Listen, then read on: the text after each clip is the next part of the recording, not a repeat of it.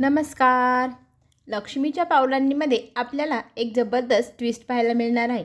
सकाळी सकाळी अद्वैत स्वतःचा टॉवेल घेण्यासाठी कॉटच्या जवळ येतो आणि त्यावेळी तिथे कलाही उभी असते.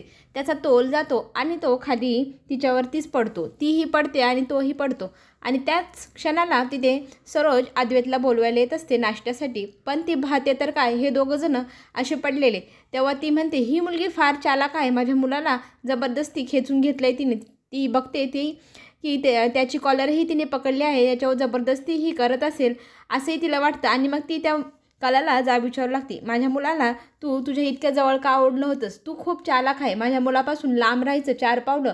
मी आजपर्यंत आबांसाठी तुझं सगळं सहन केलं. तेव्हा ती म्हणते, मॅडम आम्ही चुकून पडलो, मी काही मुद्दाम नाही केलं. पण ती म्हणते, मला माहिती आहे तू किती चालाक आणि धूर्त आहे, तू मुद्दामच केला असेल. माझ्या मुलाला प्रेमाच्या जाळ्यात ओढण्याचा प्रयत्नही करू नको, त्याच्यापासून 4 पावलं लांबच राहायची, असंही ती बोलू लागते. मग अद्वैत सांगू लागतो, आई माझं ऐक, आमचं काय झालं होतं ते अगोदर. पण ती त्याला म्हणते, अजिबात मध्ये बोलू नको. आणि कलाला म्हणते, थोड्याच वेळात खाली ये. आणि कला खाली गेल्यानंतर ती सांगते, तुझं सगळं सामान भरायचं आणि पूर्वीसारखं तुझ्या खोलीत राहायला सुरुवात करायची. माझ्या मुलाच्या खोलीत राहायची आजपासून काहीच गरज नाही. इतक्या दिवस मी आबांचं ऐकलं, पण आता मी ऐकणार नाही, कारण तुझी मजल खूपच वाढत चाललेली आहे आणि तुझी इतकी वाढलेली मजल मला चालणार नाही. सांगितल्याप्रमाणे करायचं, सगळं सामान भरून तुझ्या खालच्या आडगळीच्या खोलीत येऊन राहायचं. नंतर ती अद्वैतशी बोलण्याचा प्रयत्न करत असते, पण सगळेजण नाश्त्याच्या टेबलवर बसलेले असतात. त्यातली त्यात रोहिणी आत्या त्याच्यावर रागावलेली असते. आत्यासमोर तो हात जोडून माफीही मागतो की माझ्याकडनं चूक झाली आणि राहुलला मी काल जोरात बोललो, त्याच्यामुळे तू माझ्यावर रागावली.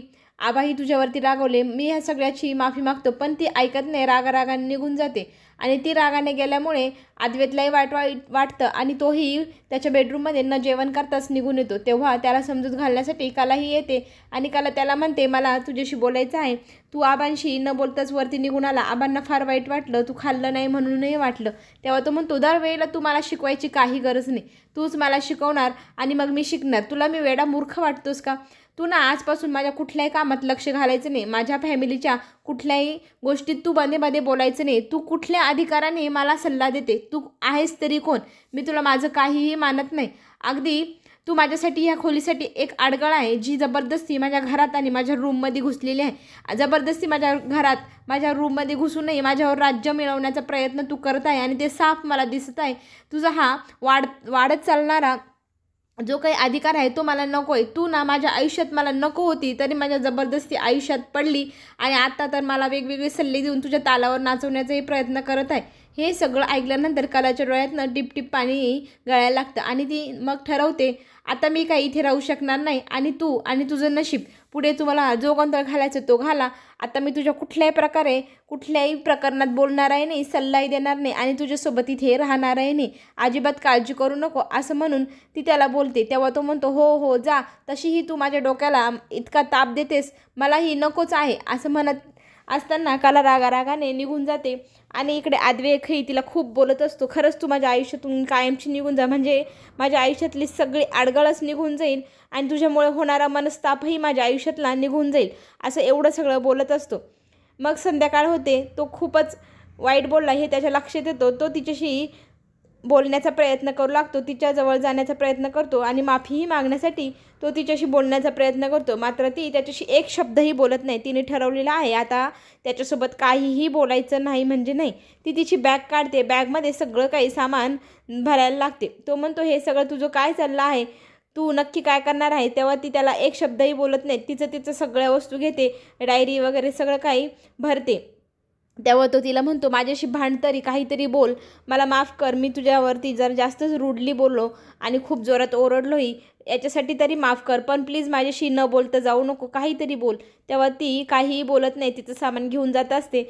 मग तो म्हणतो, कुठे चालली तू? तेव्हा ती म्हणते, मी ह्या रूममध्ये राहणार नाही, मी ठरवलेलं आहे. तेव्हा तो म्हणतो, मजाक करतेस का?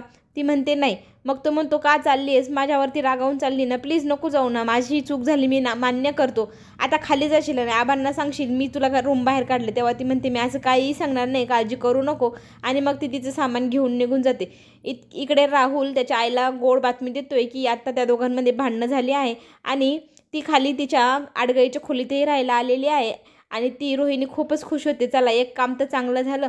जेवणाच्या टेबलवर बसलेले असतानाही अद्वैत जाणून बुजून कलाला म्हणतो मला हे दे, मला ते दे, पण ती काही न देता त्याच्यापासून दूर निघून जाते. त्याच्याकडे बघतही नाही, त्याच्याशी बोलतही नाही, टाळत असते. आता हे सगळं काही सरोजही पाहत असते. सरोजला जरा वाटतं बरं की आता ही माझ्या मुलापासून लांब राहत आहे, मी केलेलं फॉर्म्युला कामात आला आहे. पण आबा तिला सगळेजण जेवण करून उठून गेल्यानंतर सांगतात तू हे जे काही केलं आहे त्याचा काही उपयोग होणार नाही. तेव्हा ती म्हणते मला त्या मुलीला माझ्या मुलापासून दूर ठेवायचं आहे आणि आता मी तुमचंही ऐकणार नाही. त्यांनी आता तिला रूमच्या बाहेर काढलं आहे. आता त्याला परत कधीही ती रूममध्ये नको आहे आणि मीही तिला सांगितलं आहे माझ्या मुलाच्या रूममध्ये परत जायचं नाही आणि तिथे पाऊलही ठेवायचं नाही, माझ्या मुलापासून 4 पावलं दूरच राहायचं असंही बजावलेलं आहे. आबा म्हणत्या हे काही शक्य होणार नाही. अद्वैत स्वतः तिला तिच्या रूममध्ये घेऊन जाईल, पाहतच राहा. पुढे दुसऱ्या दिवशी रोहन सांगू लागतो की आबा दादाची खूपच जास्त घालमेल वाढत चालली आहे, कारण कला आता त्याच्याशी बोलत नाही, रूममधनं बाहेर आले आहे. आबा म्हणतात अरे ही तर सुरुवात आहे, बघ हळूहळू काय होईल. एक दिवस तो नक्की तिला सांगेल का मी तुझ्या प्रेमात पडलो आहे आणि रूममध्येही घेऊन जाईल. रात्र झाल्यानंतर तो कलाशी बोलण्यासाठी कलाच्या रूममध्ये जातो. तू माझ्याशी का बोलत नाही आहे, मी तुझ्याशी इतका बोलण्याचा प्रयत्न करतो तरी तू माझ्याशी एक शब्द बोलत नाही आणि इकडे राहायला निघून आलीस. मी तुला किती वेळा सॉरी बोललं तरी ते सॉरीचं उत्तरही तू दिलं नाही, मला माफ केलेलं नाही. मला तुझा खूप राग येत आहे. जर तू वरती येणार नशील तर मीही जाणार नाही, मी तुझ्यासोबत इथेच राहतो. तेव्हा ती म्हणते तूच तर मला किती फडफडा बोललास मी कोण आहे असं तसं, आणि तूच तर सांगितलं माझा काहीच अधिकार नाही तुझ्यावरती, तुझ्या रूममध्ये राहण्याचा किंवा कुठलाही तुला सल्ला देण्याचा. तेव्हा तू म्हणतो मी रागाच्या भारात बोललो होतो, पण तू आता मला त्याची शिक्षा देणार आहेस का. तेव्हा ती म्हणते मी तुझ्यासोबत येणार नाही. मग तो म्हणतो ठीक आहे, मग मीही इथेच झोपतो, काय करायचं करून घे. तेव्हा ती त्याला म्हणते इथून जा, नाही तर सरोज मॅडमला कळलं तर त्याही रागवतील. पण तो गाढ झोपेत गेलेला असतो. आता तिला प्रश्न पडला अद्वैतचं ऐकावा की सरोज मॅडमचं. त्या अद्वैतचं हट्टाला पेटला आहे की रूममध्ये चल, आणि सरोज मॅडम बोलत आहे की तू जायचं नाही त्याच्या रूममध्ये. मलाही आता खूप मोठा प्रश्न पडला, मी नक्की वागावं तर वागावं कसं. दुसऱ्या दिवशी मात्र अद्वैत ठरवतो की मी आता आईशी बोलणार आणि तिला मी माझ्या रूममध्ये घेऊन जाणार म्हणजे जाणार. आईसोबत बोलण्यासाठी तो प्रयत्न करतो. त्याच्या आईला समजून सांगतो की मी कलाशिवाय नाही राहू शकणार, मी तिच्या प्रेमात पडलो आहे. काकूनच ठाऊक आता ती 2-3 दिवसापासून माझ्याशी बोलत नाही, तर माझा जीव खूपच बेचैन होत आहे. आई तू काहीही म्हण, पण मी खरंच तिच्या प्रेमात पडलो आहे. वाटलं तर मी तुझ्यासमोर हात जोडतो आणि पण तू माझ्यासोबत कलाला इथे राहू दे, तिला येऊ दे माझ्या रूममध्ये. तेव्हा ती म्हणते काय घालायचं गोंधळ तो घाल, मला काहीही विचारू नको, असं म्हणून ती रागारागाने निघून जाते. आता आईचं ऐकावं का बायकोचं त्याला काही कळेना. तो कलाला पुन्हा सगळ्यांसमोर म्हणतो सॉरी मी तुला इतकं बोललो म्हणून तू रूम सोडलीस. आबाई तिची समजूत घालतात आता तुझं सगळं सामान घे आणि तुझ्या रूममध्ये राहायला जा बरं, असंही कलाला सांगतात. आणि मग कला आबांसमोर हा म्हणते. अद्वैत म्हणतो इतक्या दिवसापासून मी म्हणते माझं नाही ऐकलं तुमचं, लगेच ऐकते तुमची नाचसून.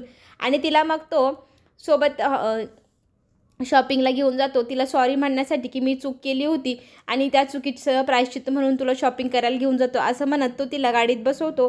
ती जात नसते तरी तिला जबरदस्ती तो घेऊन जातो आणि मग तिला तिथे जाऊन गिफ्टही घेऊन देतो सॉरी ह्या बदल्यामध्ये की मी तुझ्याशी खूपच जास्त रूडली बोललो. घरी आल्यानंतर तिच्या हातात खूप साऱ्या बॅग असतात, त्या पाहून रोहिणी तिला टोमणं मारतं. तू किती प्रयत्न केला होता तुझ्या सुनाला आणि मुलाला वेगळं करण्याचा, पण त्याचा काही फायदा झाला नाही. तुझ्या नाकावर टिचून तुझी सून तुझ्या घरातच आली आहे.